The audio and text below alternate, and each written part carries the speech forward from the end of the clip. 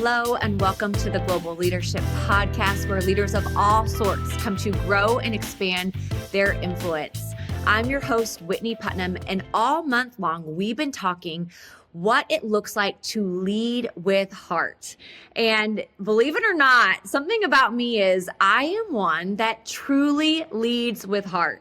And so all month we've been listening to David Ashcraft, President and CEO of the GLN, Marcus Buckingham, talk about what it actually means and the power in leading with heart. So whether or not you also lead with heart, or you work with people that do lead with heart and you want to learn how to work better with them, this episode is for you. In this conversation, we have David, GLN CEO and President, interview Paula Faris. And if you're not familiar with Paula is actually the founder of Carry Media, which actually advocates for moms and families. You also may know Paula from a couple of different areas as well. She was a co-anchor for Good Morning America. She also was a co-anchor for The View. And in those big time roles, she decided to step away. Her and her husband got quiet. They decided to step away and start Carry Media. Now, you also, if you are a part of our Summit family, you very well may know Paula as the host of the Summit over the past couple of years, as well as a speaker in the 2020 Summit. We are so happy that Paula took time to sit down with David and really explain her journey of what it looked like to leave those roles where a lot of eyes were on her, into stepping into her passion and calling at Carry Media to advocate for moms and families. And listen, in this conversation, she does not shy away from the highs and lows of what that has meant for her and for her family. So whether or not you have a passion inside of you and you're curious about what it's going to look like to step into that passion, or maybe you have done that work and you are in the middle of that high or that low, you are going to gain so much inspiration from this conversation between Paula and David, because she talks about every step along the way. And I just personally want to say, stay tuned in through the whole conversation, because at the end, David and Paula really wrap up with the actual joy and beauty that comes from obedience and staying true to that passion. We hope that you enjoy this conversation between Paula and David. So, Paula, your background is journalism. Yes. And so our topic today is really how to lead from the heart. And what does that even mean? And how much heart is appropriate for a leader to share? And so talk a little bit, remind us of your background in journalism. Sure. And then I would love to talk about how did you even lead with heart in the area of journalism? But remind us of your background a little bit, if you would. Yes. So I spent about 25 years in broadcast journalism, which culminated I would say the pinnacle of my broadcast journalism career so far was at GMA and at The View. I anchored Good Morning America weekends for a while. I was at ABC News in New York, and I had a short stint, 3 years on The View as one of their co-hosts. And then I left TV news in 2020 during the pandemic to found a company that advocates and champions for working moms and families. So that's a little bit of my background. I don't know if I'll ever get back into TV. We can talk about that a little bit later. But I think, to answer your question about leading with the heart, when I think leading with the heart, I just think servant leadership, what Jesus did, empathy, and humanity, remembering our humanity, remembering that we're all humans. But we talk about it at the Global Leadership Summit a lot. Empathy. It's one of the greatest skills that a leader can have. And when I think leading with the heart, that's what I think of: leading with empathy, leading with humanity, and remembering we're all human. Yeah. So how much then, as you're leading with humanity, Yes. do you see that more from your perspective of your audience or the people that are following you? Or do you think that more from your perspective? Are you trying to think through how do you act towards those following you? Yes. I think it's a mix of both, David. I think it's how you are interpreted and what you're putting out there. So, for instance, how this would manifest itself, when I was in journalism, And I still kind of, I still call myself a journalist. I have a podcast and I still love to tell stories, but I think it's the way that you tell that story, and remembering my own humanity, right? But how you're telling that story.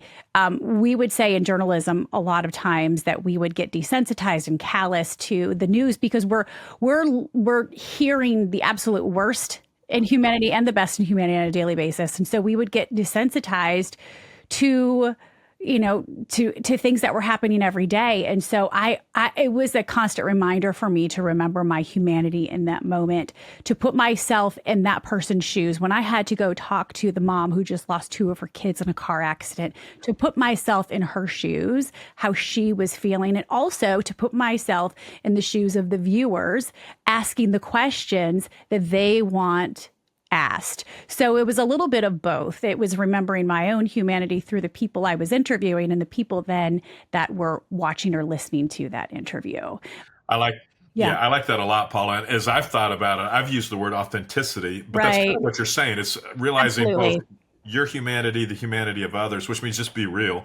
And so, I like that a lot from an authenticity standpoint. So let me ask you a little bit about leading with heart. And some people maybe lead with intuition. Some people are more logical in the way they lead. So how did you, and even starting this new ministry or organization that you're leading, Carrie, what was leading you? Was that logic? Was that intuition? Was that heart? Or how would you describe, and you used the terms calling, God called you this way. How did you figure that out? Was that an intuitive thing? It was a burning passion. It was a burning passion. It was something that I just couldn't stay silent about, was the way that women and families are treated in this country. And I felt such a passion to do something with it. Now, I didn't go to business school, David. I'm not a business person, but I know that God gave me a passion. God created me, to really advocate for the marginalized and to speak up when I see an inequity. And so I think, when you feel really strong about something and God has put a burning passion on your life, but my kids like to joke and my whole family likes to joke, you talk about leading with intuition or heart. I am very much a fire, aim, ready type of person. Like I equate that to, I don't adjust the mirrors and then start driving. I start driving and then I start adjusting the mirrors. Like I try not. And part of that is just almost to protect myself from overthinking. Like if I feel this strong about it, I'm just going to do the next right thing and I'm going to take a step towards it, because otherwise I will be so stuck. Paralysis by analysis. I will overanalyze it. I will overthink it. If I feel called to something, I'm just going to do the next right thing. I'm not going to try to figure it out. And guess what? Like, failure is the down payment on success. I don't know if it was Craig Rochelle who said that, but I know I heard it at the Global Leadership Summit, and I have used it for years now. Failure is a down payment on success.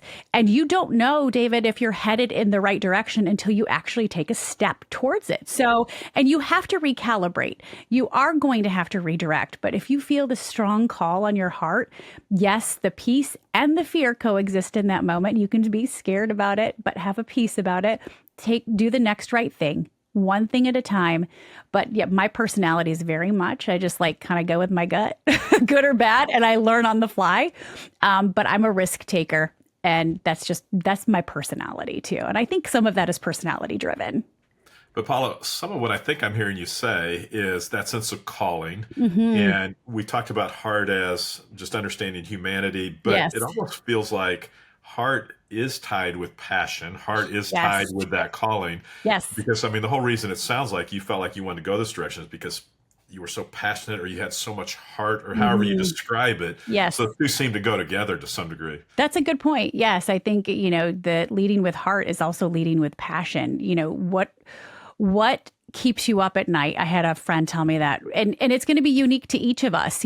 For some people it might be, oh my gosh, I have a huge heart for foster kids, or I have a huge heart for Gen Z. I don't know what that's going to look like. For me, based on my own experience and just seeing how a lot of women and my friends and colleagues and peers were just treated once they became moms, and the marginalization of it, and it kept me up at night, David. And so that wasn't always a call on my life. For, again, God calls us. I firmly believe he calls us to different things in different seasons, just like he's called you, to the GLN, and you're still using those same gifts and talents that he gave you in this capacity, but it's a new chapter. And so I don't tie my identity anymore into what I do or the success of it. For me, when we're called to something, it's more an act of obedience. I don't think God's going to say, oh, well, you succeeded in that area or you failed at that area. He's going to say, you obeyed. And so that's what there's obedience, there's passion, there's when it comes to leading with heart. Absolutely. What keeps you up at night? And so on the negative side, we'll use the term, oh, my heart's not in it anymore. Maybe one of the reasons why you stepped out of journalism, maybe your heart wasn't as strong there. Your heart was moving towards this desire to be with families and working women. And so, and so there is something there that gives us that drive. And I mean, I know there may be messages that I have to give sometimes where somebody after may say, that was kind of flat. Your heart didn't really seem to be in that. And so there is maybe more of a tie to passion than I probably even had given it credit to before. Yeah. And I think that that's a fine line too, because you can say my heart's not in it anymore when it comes to your marriage too, but there's certain things that require commitment, right? That you take oaths and you are committed to.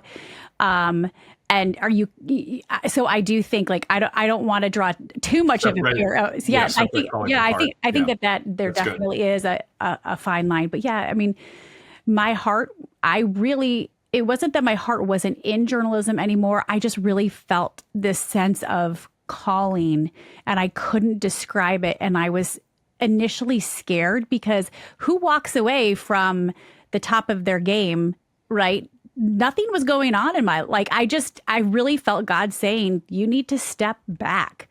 And it was hard for me because I was like, people are going to think I'm crazy. Yeah. People you don't get to this point and then just say, you know what? Peace. It's been good. So what kind of feedback did you get from your peers? Oh, well, initially they were like, what? Why would you do that? A lot of people thought I was crazy. I mean, even one of my executives were like, that's crazy. Why would you ever consider that? And I was like, I really feel called to do it. And for me, I ran from it for a while. I felt a little bit like Jonah. And then I do think God has to get your attention and knock you over the head. I went through a season, David, of 9 months where I felt like God had to physically shake me and get my attention to slow down. Because I knew that he was calling me to something different. I knew he was calling me to slow down and kind of change chapters, but I ran from it. And I think when God has a certain call on your life and on your heart, he's going to find you. And the way he found me and got me to slow down, he's like, if he said, Paula, if you're not going to do it, if you're not going to slow down, then I'm going to slow you down. And within 9 months, I even wrote about it in my book. I had a miscarriage with an emergency surgery. I had a concussion. Somebody threw an object at me, during a live shot. I had to go to the hospital. I was knocked out of work for a couple of weeks. I had a concussion. Wow. I got in a car accident. Then I had influenza, which turned into pneumonia. And that was 9 months. And I physically had to slow down from all of that. And so God said, if you're not going to listen, and if you're not going to obey, and you're not going to slow down, I'm going to find a way to slow you down. Yeah. And so I kind of went like a little toddler throwing my tantrum. And I was like, fine, I'll do it. But I was not happy about it, David, and so you can say heart, but initially when God called me out of, to really pump the brakes, I didn't know what I was walking into.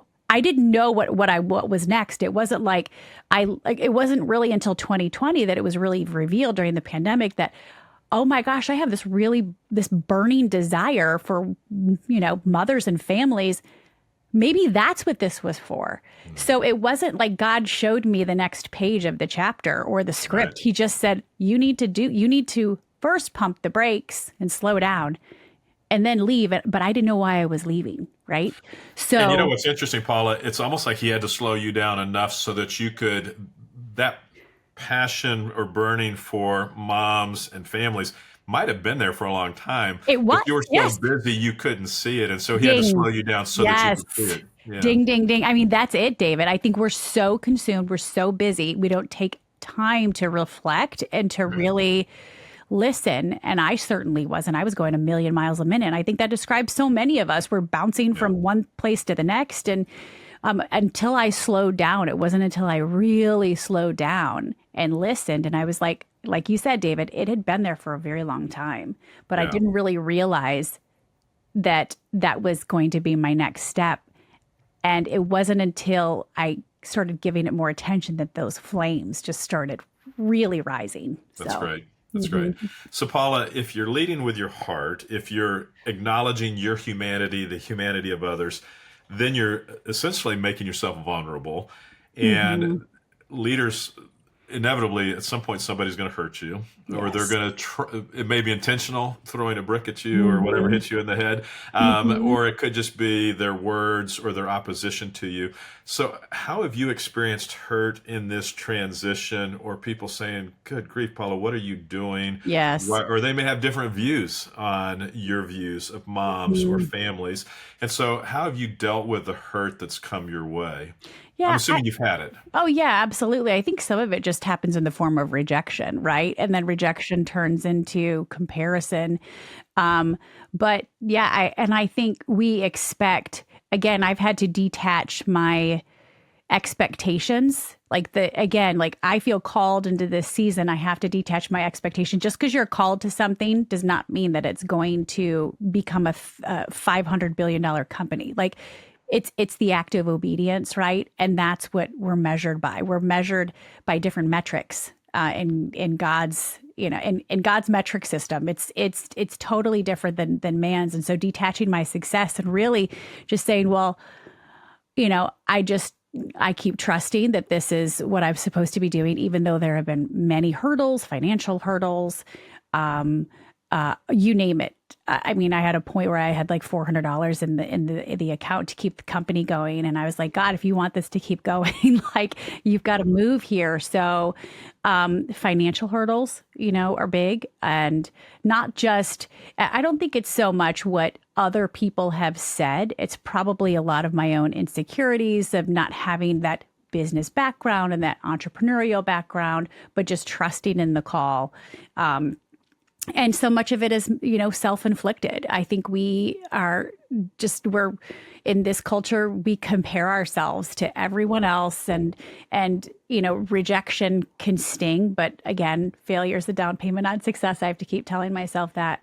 But as a leader, I want to continue even in my worst moments. And I've had some, I have a very small lean team, but I've learned so much from, the global leadership and interviewing some of these incredible faculty members and, asking the people I work with, what's the one thing I don't want to hear? Tell me one thing I don't want to hear. Every month that I'll ask, tell me something because I want to get better.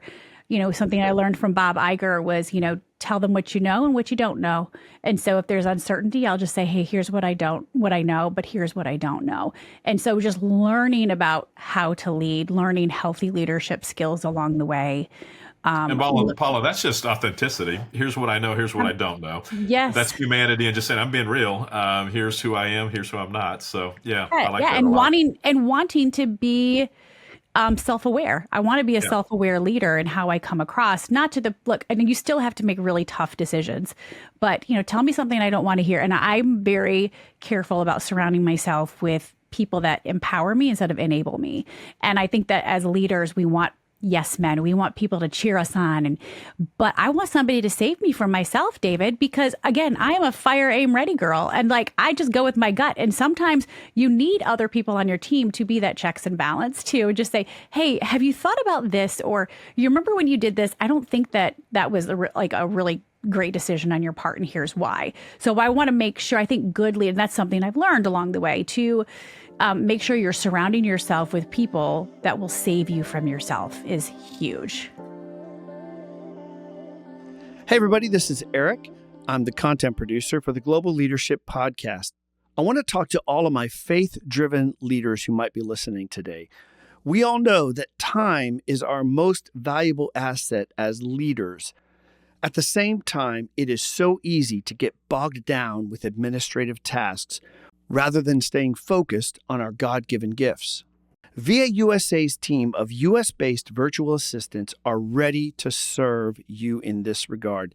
VA USA creates jobs and community for military families by strategically building remote teams for faith and purpose-driven businesses. You can schedule a free consultation today and begin delegating those tedious and time-consuming tasks. To get started, visit hirevausa.com. That is HIREVAUSA.com. A special thanks to VA USA for sponsoring today's episode. So how did you give that team permission to do that? Because here's Paula, who was a national figure. People, and so two questions I was going to ask about that national figure. Your face is out there, people know you, to now going into almost obscurity to what you're doing now. Yeah. And so I would think that would have been a hard obstacle for you It is. personally to figure out, wait a minute, I'm not getting the notoriety I had before. Yep. And then how did you give permission to your team that they would be brave enough to be able to say to Paula, this national figure, oh, wait a minute, that wasn't the best move to make. So. I think, the best thing we can do as leaders is to walk the walk, not just say, hey, I want you guys to give me honest feedback, but it's to play that out and to live that and say, I want your honest opinion. So first of all, just telling my team, hey, I really want you to tell me, what you think about this. And I tell them, now don't come back at me in a month and say that was a bad decision. I want you to tell me now, what do you think about this? Right. And so really encouraging them to use their voice and to find their voice. I want everyone I work with to feel that they have a voice and to feel valued. I'm good at pulling things out of people. So that's just part of my wiring too, but really asking them, okay, if you have something to say about this, I really want you to tell me now. Okay. Because otherwise I don't want to hear about it. Like, I want you to be totally honest. Do you think that this is a good move? Why or why not? And then having those moments, like every month or 2 months, I think it's really important to have check-ins with your team. And, I learned this from one of the interviews that we did years ago. And this particular executive said, every month I encourage, when we have these monthly meetings, I encourage my employee I will ask them, hey, what's one thing that I need to get better at, or one thing that, you want to tell me right now. And so just really, you can't just say, I want you to be transparent. You have to live it. You have to walk it, and you have to encourage it, and you have to be authentic. And when you screw up, hey, you guys, I screwed up. It's okay. I mean, we're all human. Again, leading with heart and humanity. Nobody's perfect amongst us. Let's just own it, own our mistake, and then move on. But we don't need to get defensive about it. We can just say, you know what, that probably wasn't the best thing. This probably would have been a better option. And if it's me and it's coming from the leader, I'm sorry, Yeah. So. Yeah. Did you get that kind of feedback in the journalism world? No. Okay. Are you saying feedback from my executives or feedback from, like, when you say, did I get that feedback? Well, in any context, did the people around you, or executives being one, which I suppose they would be your bosses, yes, but even the people around you, did you find that they were more just catering to you because you were 1,000%. Yes. There is that. Yes, there wasn't necessarily a level of accountability, which I think is at the end of the day what it is. But, David, when I cut my teeth in TV behind the scenes. So like, I went to school for broadcast production. My first couple jobs were behind the camera. Like, I wasn't in front of it. And so I always had a really good relationship with the production staff and those that are doing the real hard work too. And so I always wanted to be approachable. You never know. Like, I tried to treat the janitor the same way as I treated, an executive, but I don't think everybody's wired that way. But I think just the way that I cut my teeth, and I wanted to make sure that everybody has a voice, and giving people that voice and seeing people, making sure people feel seen and heard. I think at the end of the day, that's what everybody craves. They want to have a voice, and they want to feel seen, and they want to feel heard. But yeah, I did, people didn't want to tell me the wrong thing, but I'm like, you guys, it's okay. And that's where I think it's important to be authentic and to be real and to be who you are. And one of the greatest like, I think for me, one of my most memorable moments was when I was leaving Weekend GMA. One of the production staff came up to me and he's like, and everyone was like, oh, I'll miss your storytelling and blah, blah. He's like, you're the only one that bothered to learn my name from the staff. And that makes me cry still to this day. Because that's, I think, when you live in that and you walk it out and not just talk it out, I think that's really, really important. So those little things, seeing people. That is amazing. So my wife Ruth loves Hoda, and Is she doing okay? she just recently Yes. Hoda stepped away, and so she's replayed me a few of the clips of what they've been doing, and what they seem to praise her for are exactly what you're saying. It's all types of different staff levels saying she knew my name, she cared about me. Yeah. It's just back to your initial comment of leading with heart. It's realizing your humanity, the humanity of others, which part of humanity is not even just our faults, but it's what do we need? Treat me like a human, like an important person. And so you're exhibiting that same kind of thing, which is cool. Yeah. I for one of my podcasts, I interviewed she was the admissions director at Dartmouth, and Dartmouth, as you know, is an Ivy League school. And she said the one letter of recommendation that stopped everybody in their tracks was from a janitor. And this janitor wrote about the kid who was applying to Dartmouth. He's like, I don't know his grades, but he's the only kid in the school who bothered to learn my first and my last name. And he treated me like a human. And I think, all of these great leadership skills and, we can talk about them, but dignifying people and having a heart for humanity it goes such a long way. It does. Oh, yeah, definitely. Any kind of feedback that you find unhelpful, or any kind of feedback that you go, yeah, you don't need to bother giving me that feedback? The feedback that really upsets me is when they're like, you should have done this way. I'm like, well, I gave you a chance to, why didn't you tell me in the moment? Right. Yeah. No, but yes, I don't. And I don't get that very often because I try to I really try to foster that environment. Okay. Save me from myself, please. Yeah. But yes, I think all feedback is potentially, for the most part, good feedback. But I think we can also listen to too much and listen to too much noise. So I think having a real small, trusted circle. Right. Yeah. And it's not that you're not going to have the same relationship with, your 200 employees as you are going to have with maybe a couple trusted people, like your inner circle that's going to hold you accountable, save you from yourself. And so I think one thing I've learned as a leader is I don't have to listen to all the feedback because not all of it's helpful. And sometimes it just turns into confusion and chaos. And I think remembering why you're doing what you're doing, why, the burning passion, the desire you have, what you feel called to, and remembering, to keep the important thing. So, because we can start getting super distracted. Exactly. And distraction is an enemy. Yes. Yeah. The source is incredibly important. Yes, so, it really is. So Paula, let's kind of gravitate towards, it's been 5 years now that you've been doing Carey Media? Yeah, well, it's been about 3-4 years now. Okay. We left so 2020, March of 2020, we came down to South Carolina, David, for what we thought would be 2 weeks, and we ended up staying. So it really just kind of happened. Like a lot of people in the pandemic reset their lives. So yeah, it's going on 5 years that we've lived in South Carolina, but about 3 or 4 for Carey. Mm-hmm. So you've gone from what I would assume would have been you were a personality in another organization to now you're the leader of this organization. Yes. Even when you've got $400 left in the checking account, it still falls on you. So what other kind of things have you learned stepping into that leadership role? Are there things that you go, man, here's what I learned. Here's why I'm different because of this experience I've had the last 3 years? Yeah, I just think I see things a lot differently now. And, I think also when we're called to something, it doesn't always mean it's going to be easy. I mean, there are times I laid at night and I'm like, Lord, if you would have told me how difficult this was going to be, I wouldn't have done it. And so calling doesn't equate to easiness. And often, and I think, we have to be refined and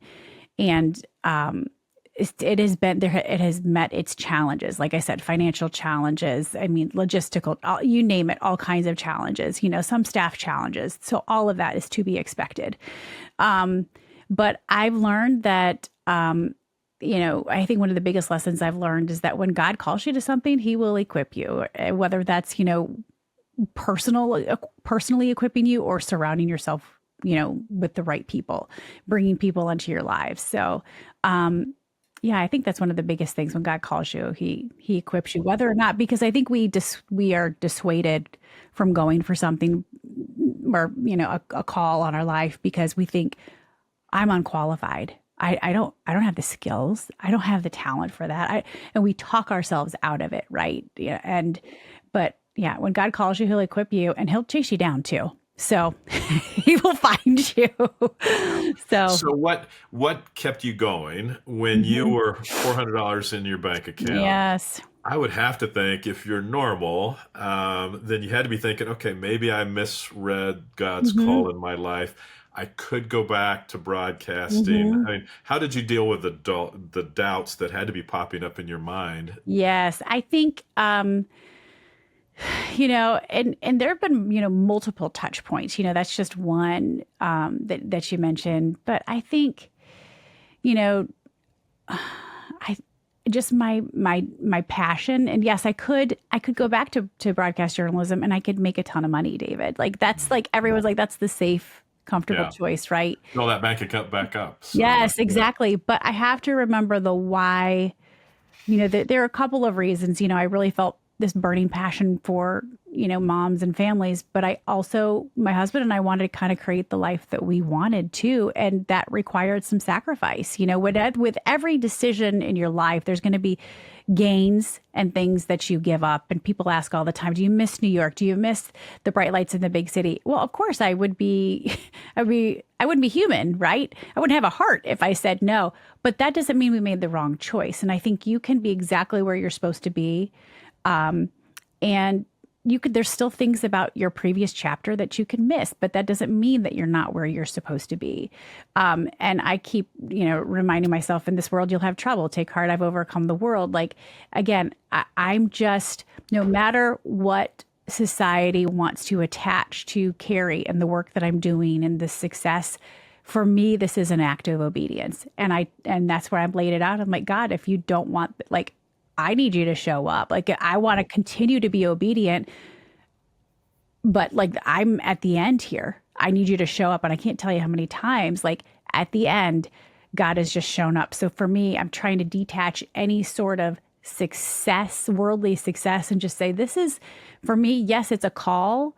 It's a burning passion, but I'm being obedient in this season and following this call. And I'm like, Lord, if I hold it loosely, if you want me to do something different, and you want me to pivot, I will. But I'm going to keep going until I run out of rope. And so far I haven't. I've been close, but I haven't. Well, one of the things I love that you're saying, Paula, and my experience has been, I am probably never closer to God when I'm going through difficult times. Oh, yes. When everything is going smoothly and glowingly, that's probably when I am most susceptible to thinking I don't need God, drifting. It's during those hard times. And so cool to hear you say 100%. that. Yeah, I agree. The other thing that I like that you said a lot too, Paula, is you said you and your husband dreamed about the kind of life that you wanted. And it actually sounds like it was taking a step back, not we had all these dreams that we had to keep driving for. And so we drove even harder. It almost seems like you pulled back some. You did. I think so often we think, my dream is to move forward. And so interesting to hear you say that. Yeah. And that's the thing. That's why they're like, with every move, with every decision, I mean, change is inevitable, but there are things you're going to give up, but there's things you're going to gain. And so focusing on the things that I'm gaining, not so much the things that I'm giving. Yeah, there's things I miss, but we're right where we're supposed to be in the season. And guess what, David? I have permission to try new things in new seasons. This doesn't mean that I have to do this forever and ever and ever. And we so often back ourselves into a corner because we tend to overthink it and overcommit. Oh, I have to do this for the rest of my life. No, you don't. You have to do what God's called you to in that season. And it might be a chapter or two.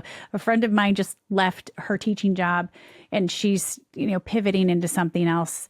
And she feels called to it, but she's just like, I'm not really sure how long I'm supposed to do this. And I was like, it's a chapter. It is you have seasons of your life and this is your next chapter. Just let the chapter play out and give yourself permission to try something new. And that's what you're doing. You're not attaching your worth to your work. Our ultimate call is to love God and love people and shine our light wherever we're placed. That's the ultimate call. So I think, and God, my husband and I talk about, when the kids are out of the house, we can ramp things back up again. But so often we're told, oh, if you step out, you'll never be able to get back in, which is just a lie from the devil, So trying to push those voices away, I'm not going to listen to that, because that's just, what that is? That's fear. And I fear love you is not from saying God. that. Yeah. I love you saying that, Paula, because that matches perfectly with God, how he says he will lead us. He doesn't say, I will lead you for the next 5 or 10 or 20 miles or days. He said, I'll lead you one step at a time, and you just follow me one step at a time. One of my favorite verses is the image of God standing behind us, and we're trying to figure out which way we should go. And the imagery of the verse is just that God will stand behind you, and he'll just whisper to you to the left, to the right. And he doesn't say, here's what's 20 years down the road, just one more step to the left, to the right. So that fits with your chapters and seasons. That's great. I love that. But that's such a good visual, David. Thank you for that. And that's why I think so often we're like, I'm going to wait on the Lord. I'm not going to move till he moves. And I'm like, God, if God puts something in your heart, it's actually, you have to move. It's just like your GPS. You put in a destination. You don't know if you're going in the wrong direction until you start moving.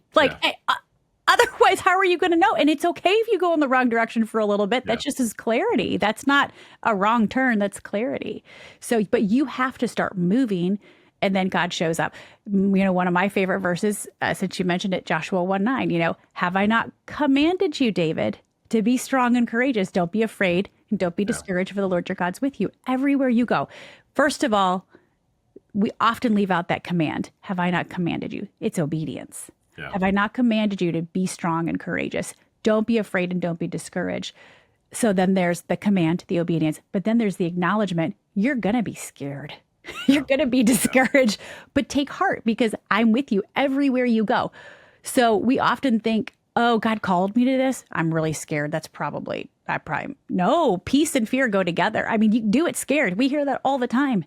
If you're scared about it, that probably means you're supposed to do it. But God's going to show up in it. So, that's cool.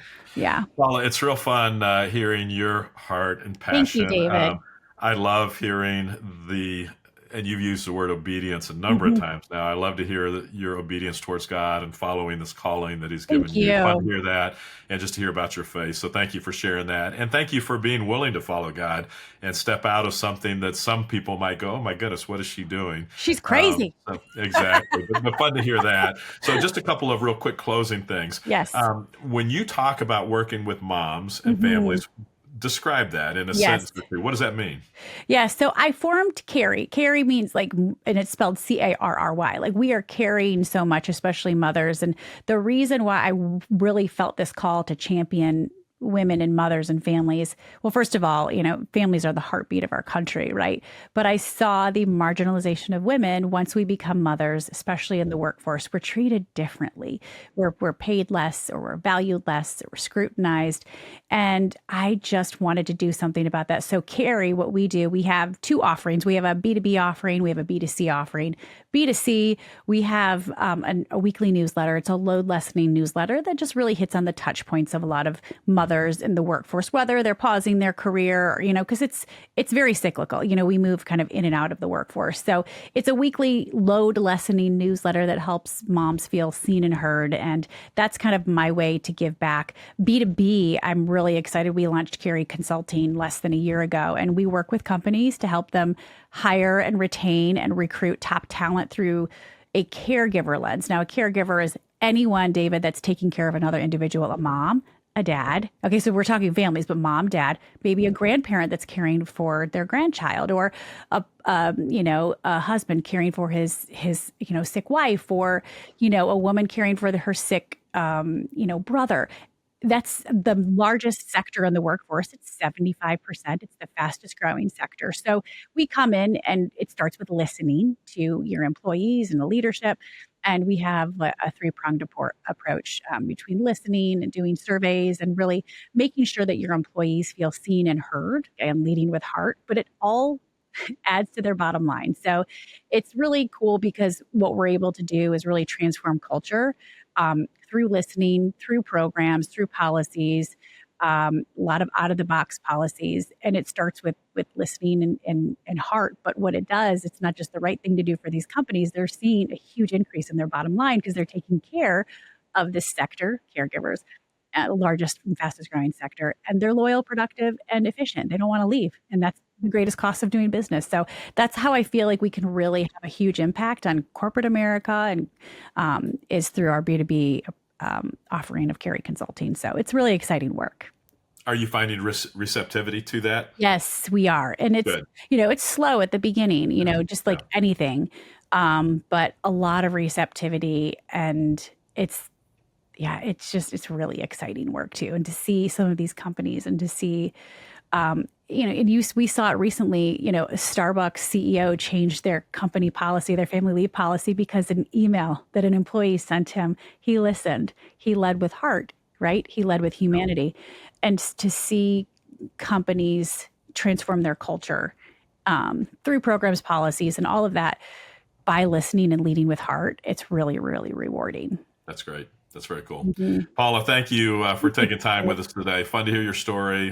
Fun to hear your thoughts. Look forward to seeing you at the Global Leadership Summit in August. Yes. And did you notice I didn't get one comment about my swag? We both have our Global Leadership swag on today. So I got the memo, David.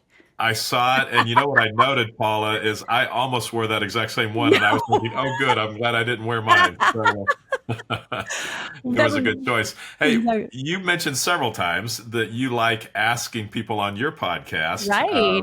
One thing to take away, or what's the one thing you tell people? Do you have one thing for those of us on our GLN podcast that you would just challenge us with as we wrap up today? I think because we've been talking about leading with heart, just really think about, where you are, where you're feeling called to in this season, and give yourself permission to try new things in new season. But what's the thing that's keeping you up at night? And just remember, when God calls you, he's going to equip you. Don't overthink it. Start taking steps. God will recalibrate you when you take those steps. So lead with heart, lead with passion, lead with intuition. So excellent. Paula, thank you so much. Thank you, David. It's been a blessing. I'll see you soon. All right. Sounds good. Thank you. So one thing I find so encouraging about that conversation between Paula and David is that she's living it out. Paula is in the middle of her story of leading with heart.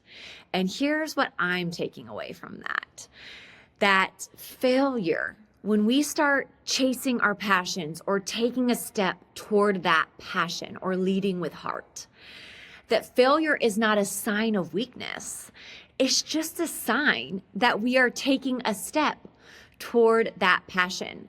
And I don't know about you, but I am an overthinker.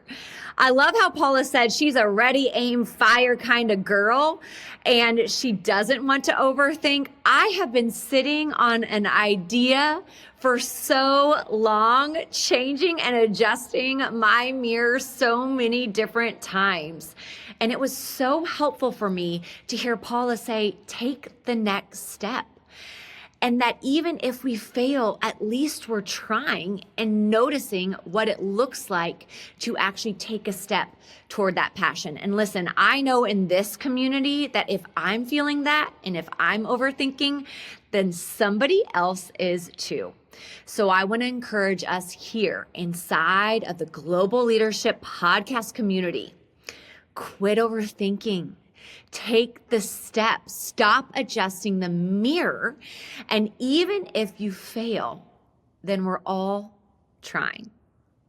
And listen, we're going to hear other incredible speakers like Paula at the Global Leadership Summit in 2025. It's on August 7th and 8th, which, believe it or not, is going to be here way before we know it. And listen, right now, you can get the lowest price that you're going to be able to get on your ticket. So make sure to head to globalleadership.org/summit to get your lowest price ticket. And you guys have heard me say it, but I'm going to say it again.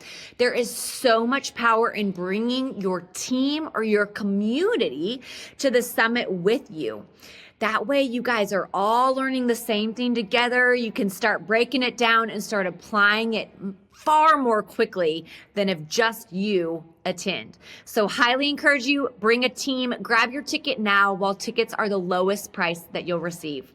Thanks so much for joining us. You guys know David and I love hearing from you and how this podcast is changing you. If this conversation with Paula is going to help you take a step toward that passion, let us know. Like and rate this podcast so we can hear from you and how this conversation actually transformed you. Thanks so much for joining us, you guys. And just remember that everyone has influence, so lead where you are.